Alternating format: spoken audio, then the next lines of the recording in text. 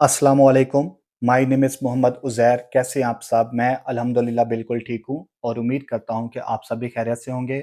Welcome to my YouTube channel Uzair medical official. आज हम इस वीडियो में गाबा रिसेप्टर्स को डिस्कस करेंगे कि गाबा के कितने मेन रिसेप्टर्स हैं और इसके साथ लिगेंड गेटेड आयन चैनल क्या है उसको भी हम डिस्कस करेंगे। वीडियो स्टार्ट करने से पहले आपसे रिक्वेस्ट है कि अगर अभी तक आपने मेरे चैनल को सब्सक्राइब नहीं किया हुआ, उसे सब्सक्राइब कर दें और साथ में जो है बेल आइकन का जो बटन है, उसे भी प्रेस कर दें ताकि आने वाली हर वीडियो का जो नोटिफिकेशन है, वो आप तक पहुंच के। शुक्रिया। गाबा के दो मेन रिसेप्टर्स हैं। फर्स्ट है GABA A receptor and second है GABA B receptor. GABA A receptor is a ligand gated chloride ion channel. GABA A receptor एक ligand gated chloride ion channel है। एन inotropic receptor एक inotropic receptor है GABA A receptor।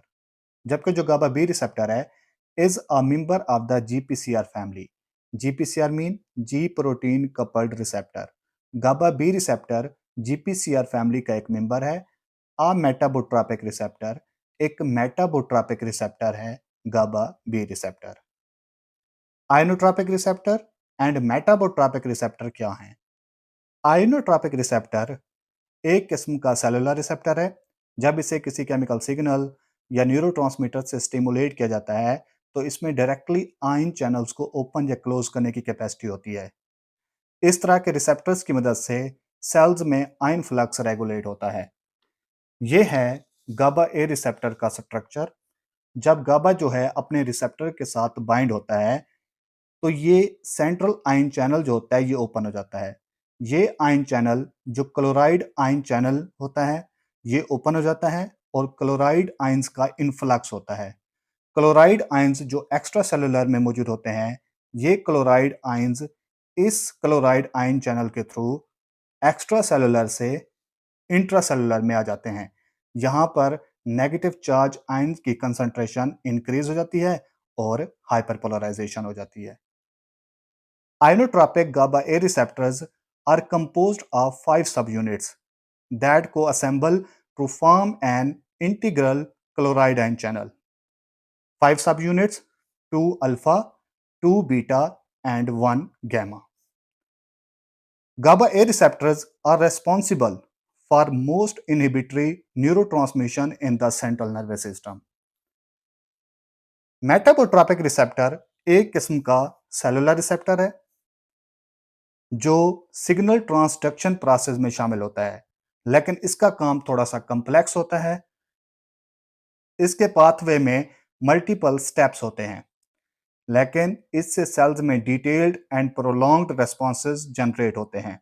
ये receptors cell membrane पर होते हैं। जब इनको स्पेसिफिक लिगेंड से एक्टिवेट किया जाता है तो ये सेल के अंदर कैस्केडिंग रिएक्शंस को ट्रिगर करते हैं जो वेरियस सेलुलर फंक्शंस और रेस्पॉन्सेज को कंट्रोल करते हैं।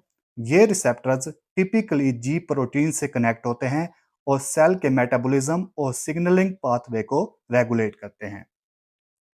Metabotropic GABA B receptors made up of single peptides with 7 transmembrane domains are coupled to the signal transduction mechanisms by G proteins.